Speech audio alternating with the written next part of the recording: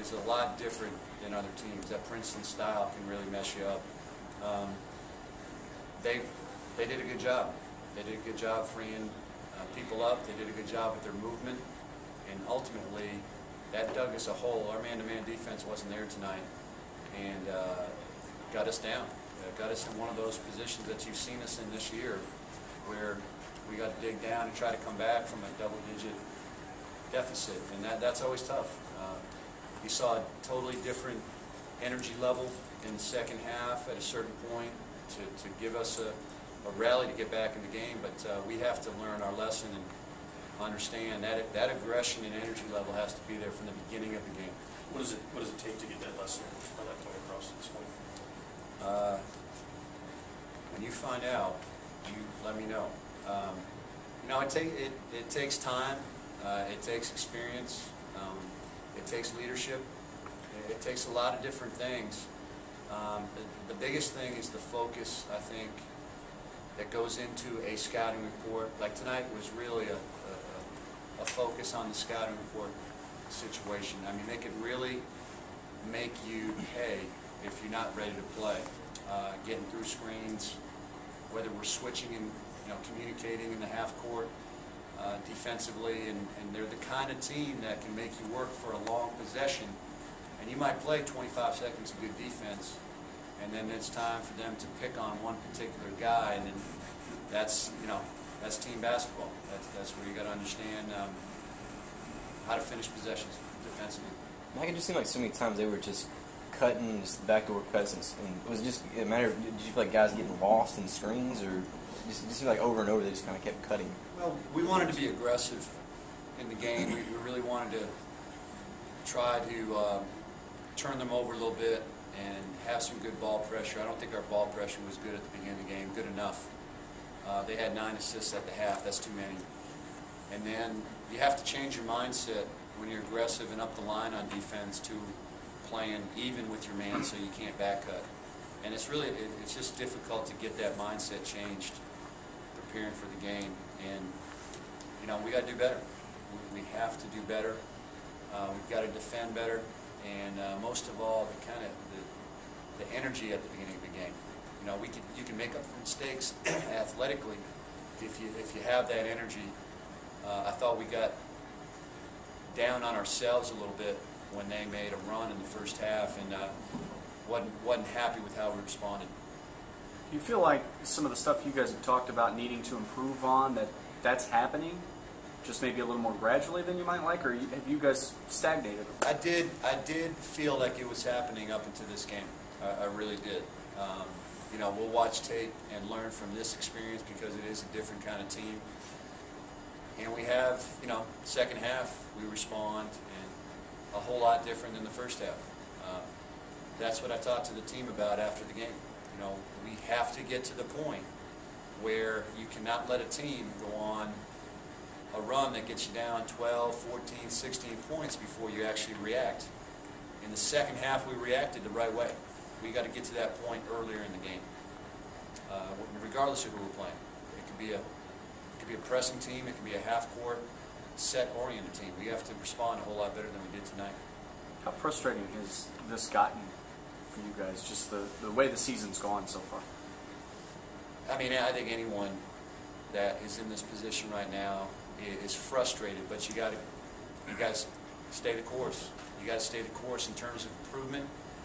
You got to stay the course in terms of teaching the guys to learn from their mistakes. You got to stay the course and demand and try to get more leadership. You got to stay the course and understand some of the schedule and some of the confidence. We've played 4 top 25 teams, and not many teams, if any, in our program, in our conference have done that. That can set you back confidence-wise, and it has a little bit. But now that we're in Sun Belt play, we have to build some momentum with how we go out and play over 40 minutes. That's got to be the focus right now. So even though it is frustrating, there's light. There's light at the end of the tunnel, and we have to concentrate on the positives. Do you feel any pressure right now? I mean, 5 and 10, I don't think anybody here thinks that. There's more people in the media room than ever, but there's always pressure. That's my job. That's why You know, that's why there aren't many Division I head coaching jobs, and there certainly aren't many jobs as good as this one. And it's my job, and it's the coaching staff's job to get us through this, and we're going to. Would I like it sooner? Would everybody like it sooner? Absolutely. But we're going to find something to build on from this. We're going to go down to Troy with a great attitude. We're going to focus on improvement over the course of this week, and literally that's all we can do.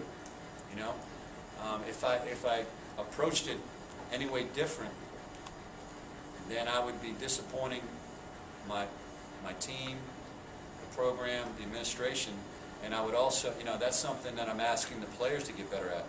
You know, respond to a run.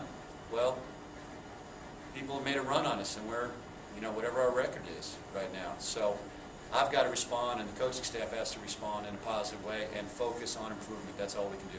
Is it difficult at this point to block out all that external stuff?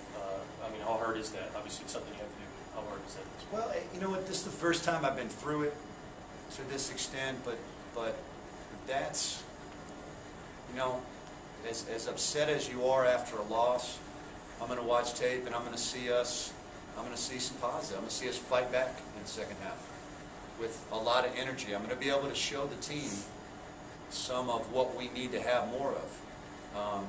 If there was none of that over 40 minutes, no fight, and we just cashed it in after getting down, what, 16? Is that the most we got down? 18. We got down 18 points. You know, we came back and had a chance to win the game. We had a chance to tie the game. That's a positive. Now, we got to get more minutes in the hard play category, and that's our job as a coaching staff. And we got to understand that, you know, it's very early in conference play. Our schedule, you know, we go down to Troy and we are successful or play hard and feel good about ourselves, then you're one game away from being back on track and having a chance to do some good things. You know, that's the way we have to approach it. It is our job to try to keep the negative part out of our guys, you know, heads and everything. And that's tough. It's tough. It's a little bit tough in a small town. It's a little bit tough, and obviously a program that is used to winning. Do you want them to totally block it out, or would you like them to kind of use it as fuel to prove people wrong? That might be.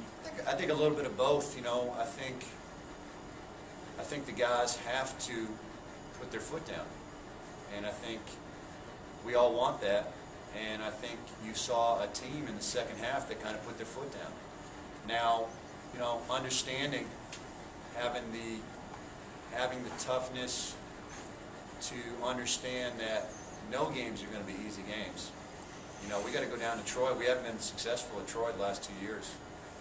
That's not going to be any kind of easy game. We have to understand that we got to come out ready to play. We can't let them go on a run that we can't come back from. Coming back from an 18-point run, you just, once again, I've said this before, you just don't have much of a margin to error.